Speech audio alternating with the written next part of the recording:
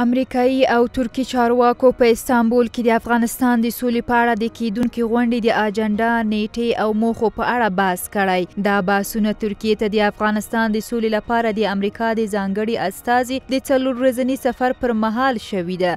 سرچینې وایي خلیلزاد له ترکي چارواکو سره هوکړه کړې چې د استانبول غونډه د افغانانو پر رهبرۍ او مالکیت او د نړیوالې ټولنې د لوړپوړو چارواکو په ملاتړ د افغانستان د سولې بهیر د پیاوړتیا او ګړندي کولو لپاره غوره لاره ده. که څه هم د ترکیې په استانبول کې د افغانستان د سولې په اړه د کیدونکې غونډې کره نیټه نه ده اعلان شوې، خو د ترکیې د بهرنیو چارو وزیر ویلي دا ناسته به د روانې اپریل میاشتې په لومړیو کې وشي.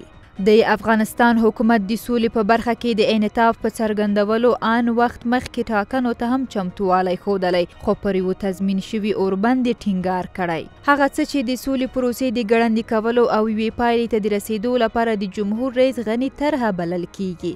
د چارو یو شمیر کارپوهان وایي د افغانستان د سولې په اړه هره پریکړه او غونډه باید د افغان حکومت او ملت په مشوره او اراده ترسره شي، او که چیرې داسې ونه شي تش په نوم سوله به داسې ناخوالې زیږوي چې یو ځل بیا کورني جګړې پیل شي.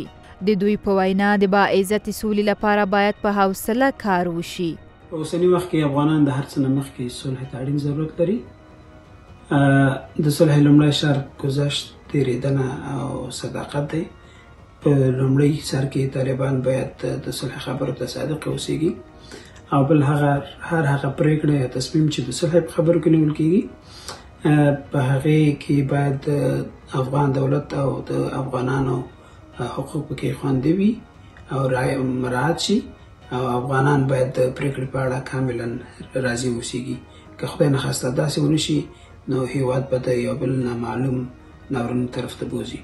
د چارو یو شمیر نور کارپوهان بیا وایي د افغانستان د کشالۍ یوازینی حل د افغان ملت ارادې ته درناوی کول دي، او د استانبول په غونډه کې هم باید نړیوال داسې پریکړې ونه کړي چې د یوې بلې فاجعې پیل وي. د دوی په نظر امریکا او طالبان که په دې هیله دي چې جمهوریت ختم کړي دا کار ناشونی دی. که چیرې په واقعي توګه د ملت ارادې ته درناوی وشي، انشاءالله رښتونې سوله راتلونکې ده.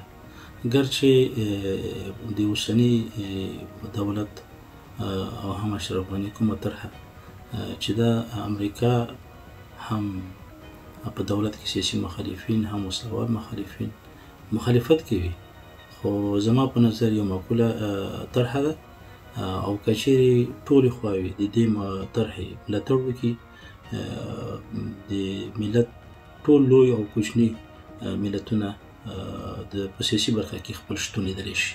په ټولنیزو رسنیو کې هم ګڼ شمیر افغانانو د استانبول غونډې په اړه تبصرې کړي او د جمهوریت له دریځ څخه یې ملاتړ څرګند کړی. د استانبول غونډې ته په داسې مهال کې چمتووالی سرعت پیدا کړی چې وسلوالو طالبانو هم بریدونه زیات کړي او هره ورځ لسګونه هیوادوال شهیدان کیږي.